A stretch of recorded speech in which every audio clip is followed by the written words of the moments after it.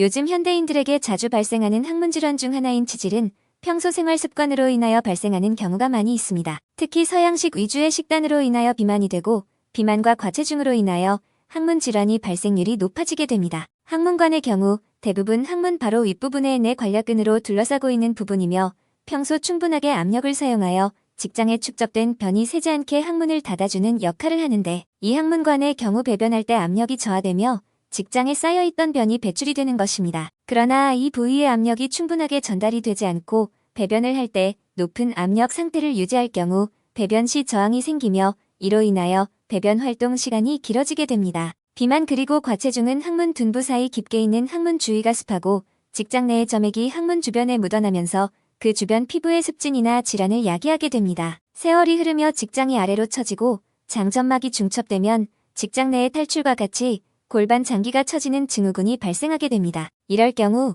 배변이 바깥으로 배출에 문제가 생기고 쾌변감이 없고 잔변감을 느끼게 됩니다. 변비로 오해하는 경우도 많으며 아랫배 통증과 같이 애매한 불편감이 발생하게 됩니다. 위와 같은 증상이 계속될 경우에 자신도 모르게 변이 새는 변실금을 겪게 되고, 과부하 변실금이 발생하면 이로 인하여 풍선에 바람이 빠지는 것, 같이 적은 양의 변 또는 점액이 속옷에 묻어 나오게 되면서 골반과 항문의 불편한 증상을 야기하게 됩니다. 항문관의 압력이 지속해서 가해질 경우에 이는 배변 습관을 고칠 필요가 있습니다.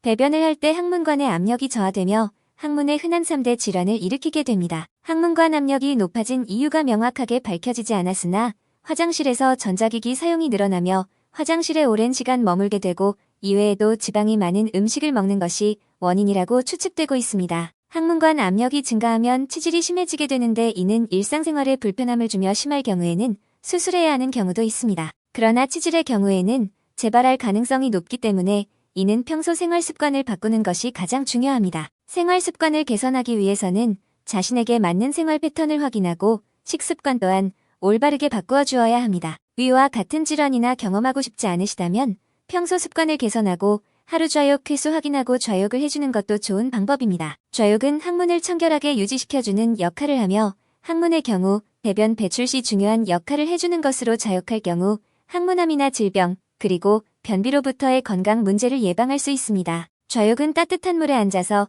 항문 또는 생식기의 불편함 또는 통증을 완화하도록 돕는 민간요법 중 하나이지만 치료를 돕는다는 결과도 있습니다. 치질이나 항문열, 질 감염 등 치료의 목적으로 하는 경우도 많으며 요즘은 쑥을 풀어 좌욕을 진행하기도 합니다. 좌욕을 하게 되면 항문 주변의 긴장한 근육을 이완시키고 회음부의 청결을 유지시켜주어 출산 후에 통증이나 세균에 대한 감염을 예방할 수 있습니다. 치질과 전립선엽, 전립선 비대와 통증, 여성 생식기 질환, 항문 통증, 부종 등 여러 방면에서 치유가 가능하며 통증을 진정시키기 위하여 진행하는 경우가 많이 있습니다. 출산한 후에는 환부로 혈류를 촉진하므로 산후 회음부에 대하여 치유를 빠르게 도와줍니다. 이와 같이 생식기 그리고 항문 쪽에 염증이나 부기를 빼는 데 도움이 됩니다.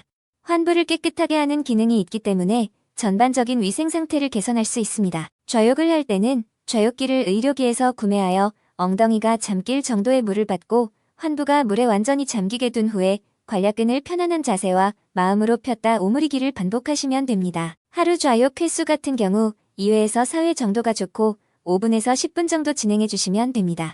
하루 좌욕 횟수 잘 지켜서 진행하시면 좋을 것 같습니다. 유용하게 보셨다면 구독, 알림 설정 부탁드려요.